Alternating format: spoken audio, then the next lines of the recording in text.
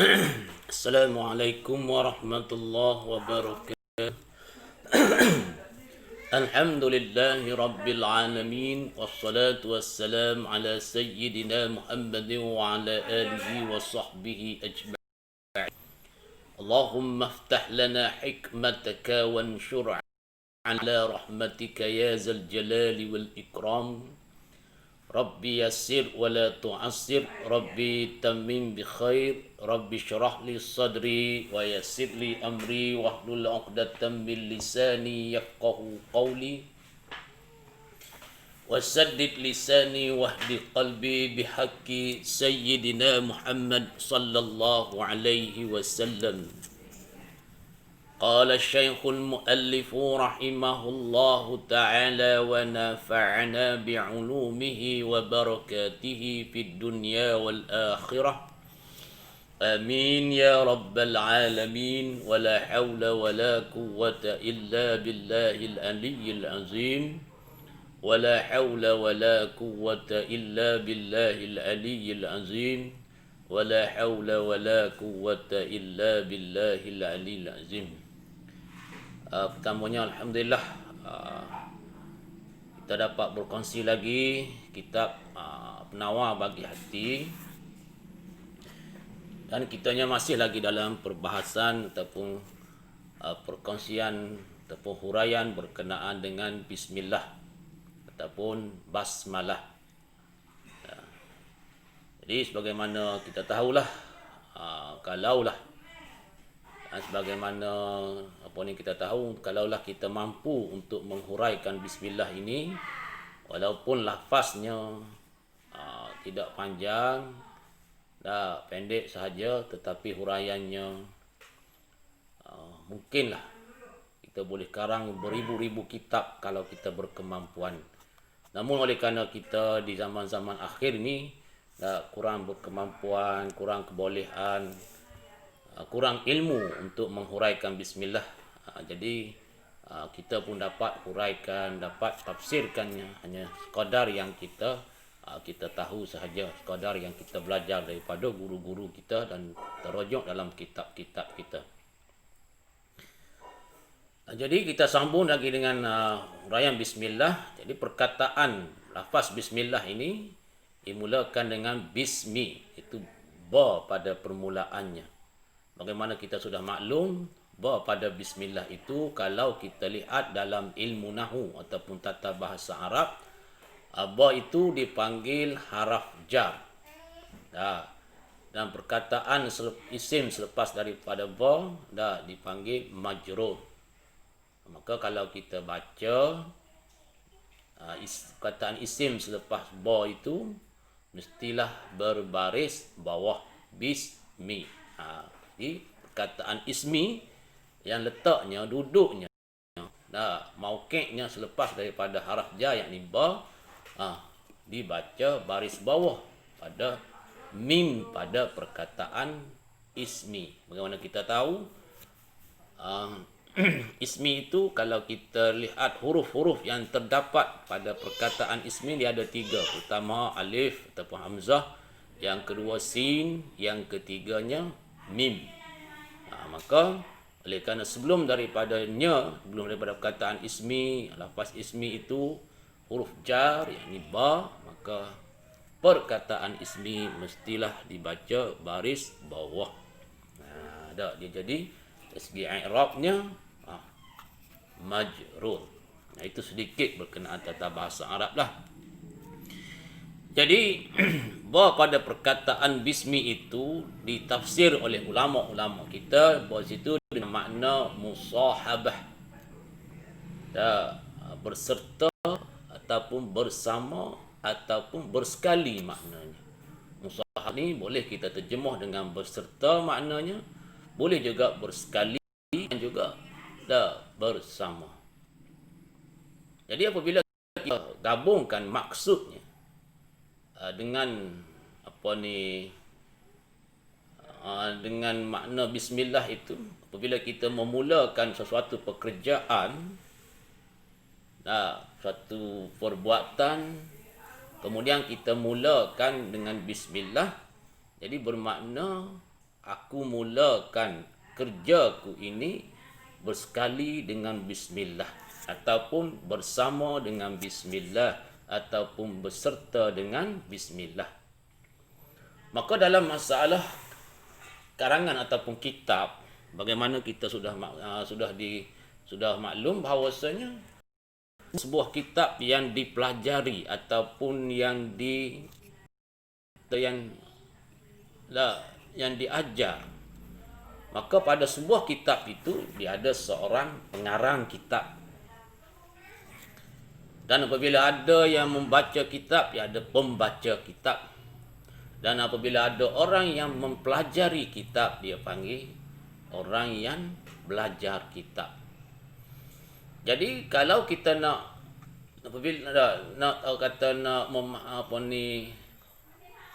hubungkan maksud bismillah bagi pengarang, maka apabila seorang pengarang kitab memulakan karangannya dengan bismillahirrahmanirrahim, dan seolah-olah ia membawa maksud, aku memulakan karangan aku ini beserta dengan nama Allah yang amat pemurah lagi amat mengasihani.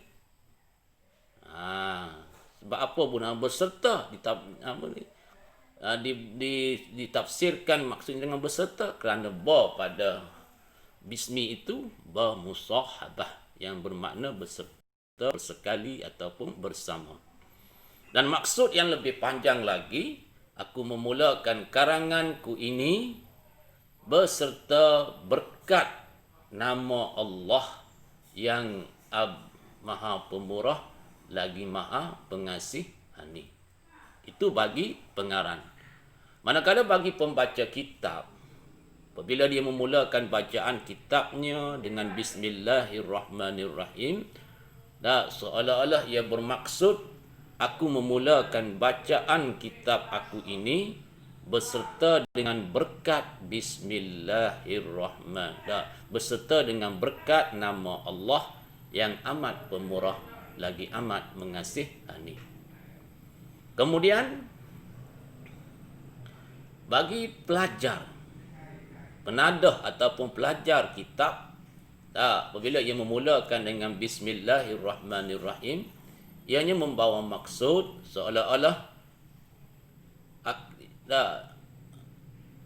seolah-olahnya ia memberi pengertian, membawa maksud, aku memulakan belajar aku ini, aku mula mempelajari kitab ini berserta dengan berkat nama Allah yang amat pemurah lagi amat mengasihani.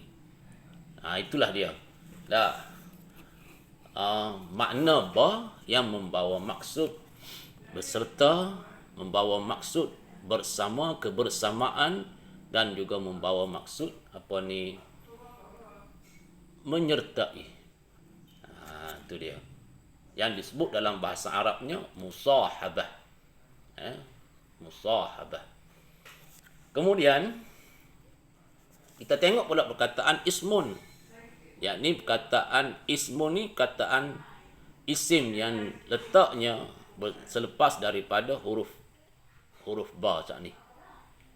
Ismun. Cuma dia adalah kaedah dia. Asalnya perkataan ismun ini dia ada hamzah di hadapan, kemudian bila dia berhubung dengan ba, dihazaf, dibuang hamzah itu. Itu kena mempelajari kaedah-kaedah dari segi sorafnya lah, untuk lebih mendalam.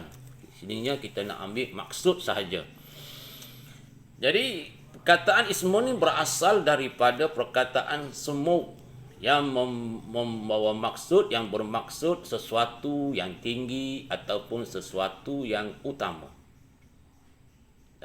Jadi kalau kita terjemah ke dalam bahasa Melayu, ismun ni bermakna nama. Nama. Jadi nama ni melambangkan, menggambarkan ketinggian, kemuliaan, keutamaan. Kalau nama bagi manusia, ia melambangkan ketinggian, keutamaan, kelebihan seseorang manusia. Jadi itulah apabila kita nak menamakan manusia, anak-anak kita ataupun orang-orang yang tertentu ataupun umumnya kita nak memberi nama kepada seseorang manusia, kita bagi nama yang maksudnya, yang maknanya baik ataupun molek ataupun cantik dari segi syarak. Kenapa? Kerana ia menjadi lambang ketinggian, kelebihan, keutamaan seseorang. Dan lagipun nama yang cantik, yang baik dari segi yang dalam bahasa Arabnya memberi makna yang baik, yang comel itu merupakan doa bagi pemanggil. Orang yang memanggil nama tersebut seolah-olah dia telah mendoakan kepada orang yang dipanggil. Orang yang bernama sini. Jadi kalau kita memberi nama tu dengan makna nama dia tu, maknanya tak molek, tak comel, tak cantik. Dalam bahasa Arabnya seolah-olah bila kita memanggil orang yang bernama tidak elok, tidak baik, di maknanya dalam bahasa Arab seolah kita mendoakan keburukan, mendoakan apa yang sebagaimana makna namanya. Jadi sebab itulah dalam masalah kita nak menamakan seseorang, sama ada anak kita ataupun orang lain, sebaiknya, semoleknya, bahkan afdalnya kita cari nama-nama yang maknanya elok dalam bahasa Arab. Itu dia. Seperti nama Muhammad, nama nabi-nabi, nama ahli keluarga nabi, nama sahabat-sahabat nabi yang mempunyai nama yang elok. Yang paling utama adalah nama nabi. Itu dia. Kemudian nama anak-anak nabi, nama isteri-isteri nabi, dan kebanyakan nama ini mempunyai nama yang makna yang elok. Seperti kita kata nama Muhammad, maka kalau kita melihat dari segi maknanya dalam bahasa Melayu, Muhammad ni makna dia yang terpuji. Ataupun mungkin juga kita bubuh nama Iffah bagi seorang kanak-kanak perempuan. Maka Iffah ni bermakna lemah lembut. InsyaAllah. Kalaulah kita sentiasa memanggil namanya dengan nama yang penuh. Contoh kita kata Nurul Iffah. Maka dengan panggilan kita itu boleh menjadi doa supaya hatinya sentiasa lembut. Itulah nama-nama yang antaranya. Itu dia. Yang baik, yang molek untuk kita bagi nama pada seseorang. Sebab nama ni merupakan panggilan dan juga menjadi doa bagi orang yang menyebut, orang yang memanggil, orang yang menyeru dengan nama tersebut. Jadi kalaulah sentiasa orang panggil dengan nama yang penuh, sebagaimana yang ditulis, insya-Allah ia merupakan doa. Cuma yang menjadi masalah dalam masyarakat kita, terutamanya orang-orang Kelantan ataupun orang Kelantan ni, dia biasanya dia panggil nama pendek, nama ringkas yang kadang-kadang tak tahu apa maksud. Contoh kita kata Fatimah, dia memanggil Timah. Itu di antara. Jadi eloknya kita panggil nama penuh. Kerana nama ni melambangkan ketinggian, keutamaan, kelebihan seseorang. Itu ismun. Ismun diambil daripada perkataan semu yang memberi maksud utama ataupun tinggi. Kemudian bismillah dengan kita ambil kata Allah. Allah. Allah ni nama bagi zat yang mesti ada, yang mesti disembah dengan sebenarnya, yang mempunyai segala sifat-sifat kesempurnaan, yang maha suci ia daripada segala sifat-sifat kekurangan. Itu Allah. Lafaz Allah itu merupakan nama bagi zat yang mesti ada, yang tentu ada, yang wajib disembah dengan sebenarnya. Ma'bud bihaqqin, yang bersifat dengan segala sifat-sifat kesempurnaan yang layak, yang sesuai dengannya, dan ia maha suci daripada segala sifat-sifat kekurangan. Itu dah lafaz Allah.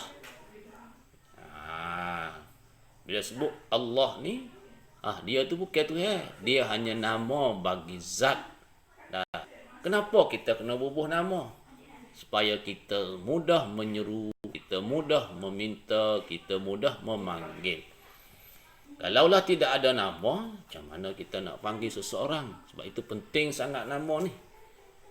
Ada setengah orang di antara masyarakat kita, dalam masyarakat kita, dalam orang dalam masyarakat kita ni, dia kata nama tak penting mana. Itu orang yang tidak faham lah. Kalau dia faham, dia kata penting. Sebab kalau tak ada nama, nak panggil ke apa? Kalau tak ada nama, dah nak buat IC lagu mana, nak minta bantuan lagu mana, ni sebuah dunia. Nak minta sumbangan lagu mana, dah nak isi bore-bore yang kalau sehari dua ni nak minta bore apa ni, bantuan prihatin, kalau tak ada nama lagu mana. Nak sekolah payah. Segala-galanya payah. Itu di atas dunia. Itu dia. Bila kena nama tu nama yang baik, yang elok, maknanya dalam bahasa Arab, insya-Allah ianya menjadi doa keelokan kepada kita. Dan kita pula bila dipanggil di akhirat nanti, kalau sekiranya nama kita tu elok maknanya, tak malulah.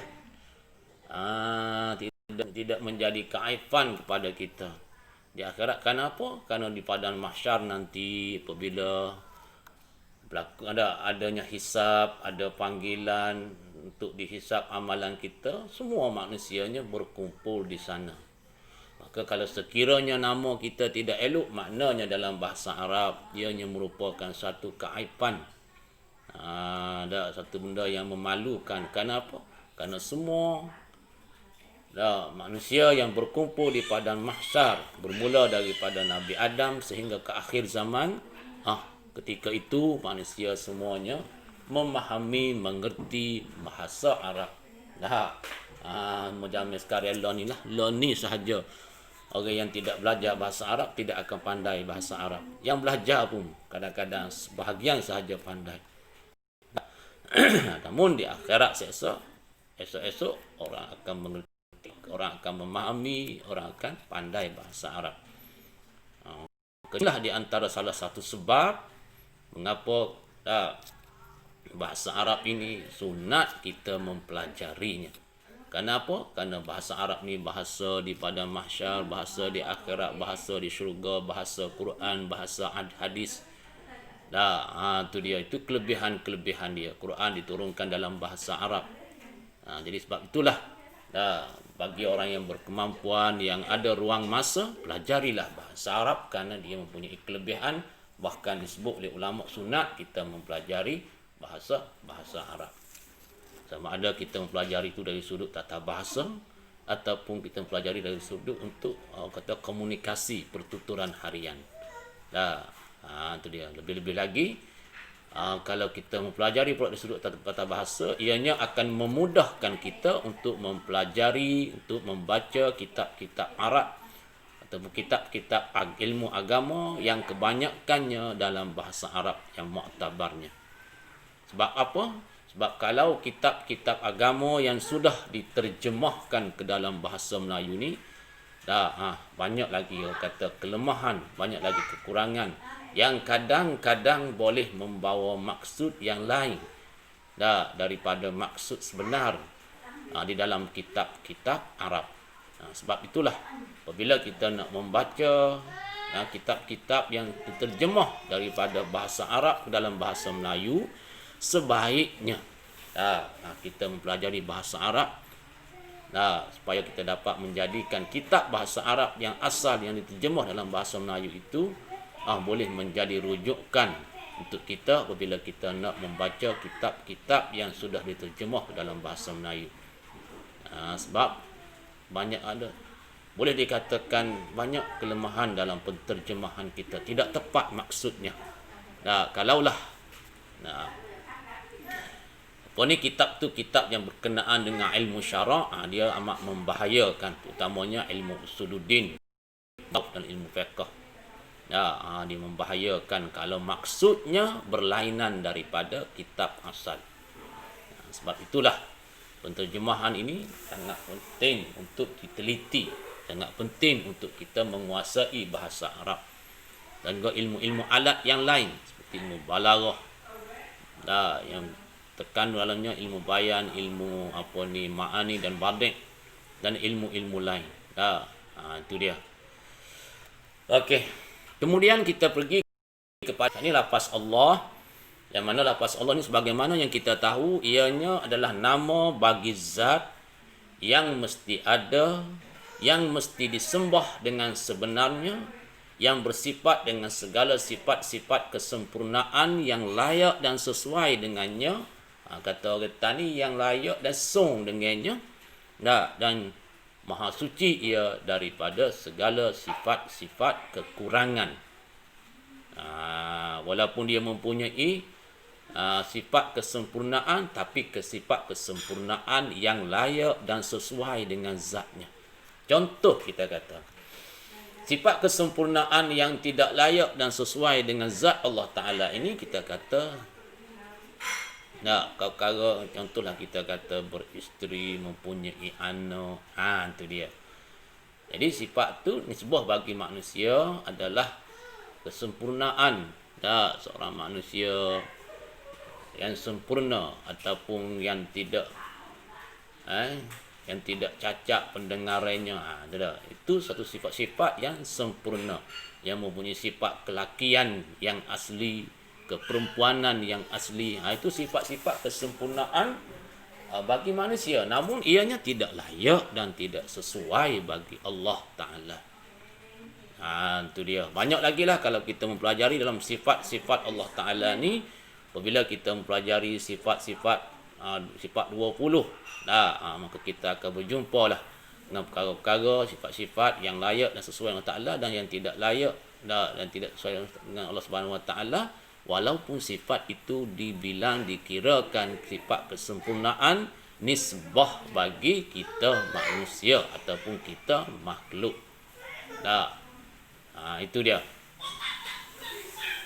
Okey, kemudian kita pergi sedikit lagi. Lafaz Allah ni khas pada lafaz dan khas pada makna.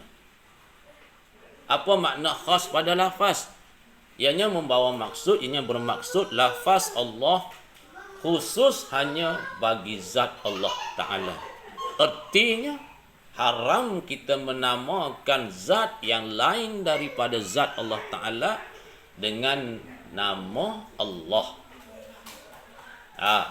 Haram kita menamakan zat yang lain daripada zat Allah Ta'ala dengan nama Allah, walaupun seorang manusia yang kita kategorikan sebagai manusia yang juruh, yang terbaik dari segi segala-galanya. Walaupun begitu keadaannya, namun haram kita namakan zat yang lain selain daripada zat Allah Ta'ala dengan nama Allah, melainkan dengan cara kita gabungkan ataupun kita sandarkan kepada perkataan lain. Contoh kita kata perkataan Abdul. Seperti Abdullah. Kalau begitu, boleh. Bahkan sunat lah. Abdul ni makna dia hamba, Allah ni Allah lah. Maknanya kalau kita gabungkan Abdullah, Abdul dengan Allah bermakna Abdullah. Gabungnya itu membawa menjadi Abdullah yang membawa maksud hamba Allah. Comel, cantik nama tu. Okey. Kerana kita tahu bahawasanya kita dijadikan ni, hujung jatuhnya, hikmatnya adalah sebagai hamba dan khalifahnya. Jadi kalaulah kita letak nama anak kita ke cucu kita dengan nama Abdullah, ianya dari segi namanya ia telah menempati hikmah kejadian kita dijadikan di atas muka bumi ini sebagai hamba dan khalifahnya. Dan khas juga pada makna. Lafaz Allah ni dari segi maknanya khas juga. Erti kata makna lafaz Allah ni tak ada pada orang lain, pada zat lain. Hanya ada pada zat Allah Ta'ala. Apa makna lafaz Allah ni? yakni makna lafaz Allah itu adalah nama bagi zat yang mesti disembah, yang mempunyai segala sifat kesempurnaan dan yang suci daripada segala sifat kekurangan. Itu makna Allahnya. Makna Allah ialah nama bagi zat yang wajib disembah, yang wajib ada, yang wajibal wujudi, wajibul wujudi, yang wajib ada, yang mesti ada, yang mempunyai segala sifat kesempurnaan yang layak dan sesuai dengannya, dan maha suci daripada segala sifat kekurangan. Itulah makna Allah. Jadi makna ini tak ada pada zat lain. Zat lainnya dia tidak wajib ada. Contoh kita kata zat kita. Zat kita ni tidak dikatakan zat yang mesti ada. Kitanya zat yang harus ada. Kemudian yang wajib disembah. Zat Allah Ta'ala wajib disembah dengan cara persembahan yang kita buat seperti sembahyang. Iaitu kalau mudah, cara mudahnya sembah kita Allah Ta'ala ni, yang kita hidup dalam keadaan mentaati perintahnya. Itu makna sembah. Kehidupan kita, kehidupan beragama, yang kalau kita pergi lebih spesifik lagi, iaitu kehidupan dengan dalam keadaan kita mentaati segala titah perintahnya. Buat yang disuruh, tinggal yang dilarang. Itu maksud sembah Allah Ta'ala. Jadi zat Allah Ta'ala ni zat yang mesti disembah. Manakala zat kita zat yang haram disembah. Hanya boleh zat manusia ni dihormati. Disembah tak boleh. Haram, bahkan menjadi kufur kalaulah kita sembah dalam keadaan tertentu seperti rokok, dalam keadaan hati kita memuliakan, membesarkannya, ataupun lebih lagi dalam keadaan sujud. Itu semua sembah yang boleh membawa kepada kekufuran. Jadi zat kita haram disembah. Kemudiannya zat Allah Ta'ala ni yang mesti ada. Kemudian zat Allah Ta'ala juga mempunyai segala sifat kesempurnaan yang layak dan sesuai baginya. Zat Allah Ta'ala. Zat kita makhluk mempunyai, boleh dikatakan hampir keseluruhan sifat yang ada pada kita ni, walaupun zahirnya kita nampak kesempurnaan, hakikatnya ialah kekurangan. Itu dia. Cumanya saat ni lah, ada orang yang sedar, ada orang yang khabar, ada orang yang tak sedar, ada orang yang tak khabar. Dia rasa dia sempurna. Hakikatnya kesempurnaan, kalau zahirnya nampak kesempurnaan pada dirinya, hakikatnya daripada Allah Ta'ala. Sebab itulah manusia walaupun zahirnya nampak kesempurnaan, tetapi ianya kekurangan. Kenapa? Kerana kita makhluk, maksud kita manusia ini tak terlepas daripada Allah Ta'ala. Adanya kita ni pun tak terlepas daripada dia. Segala yang berlaku ke atas kita tak pernah terlepas pun daripada dia. Tak terlepas, kata-kata.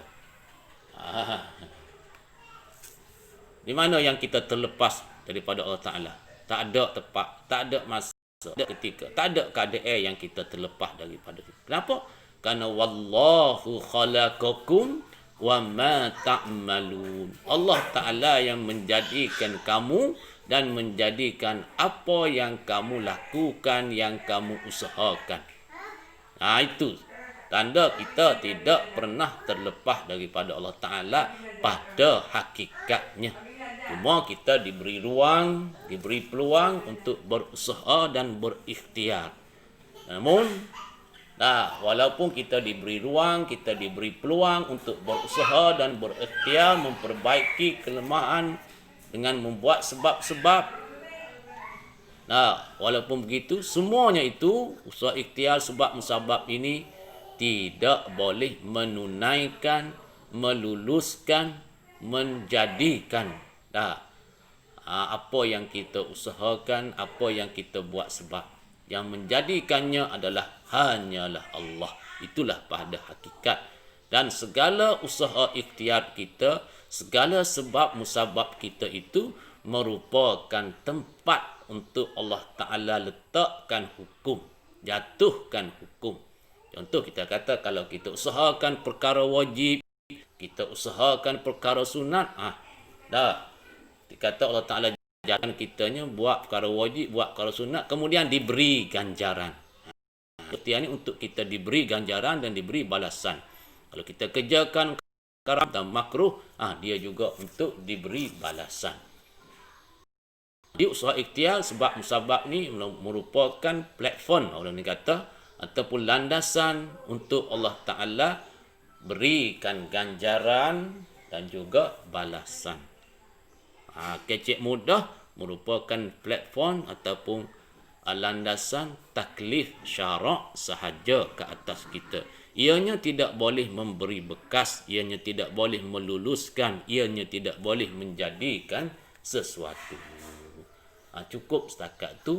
Wallahu a'lam wa ilaihil marji' wal ma'ab. Sambung mula pula.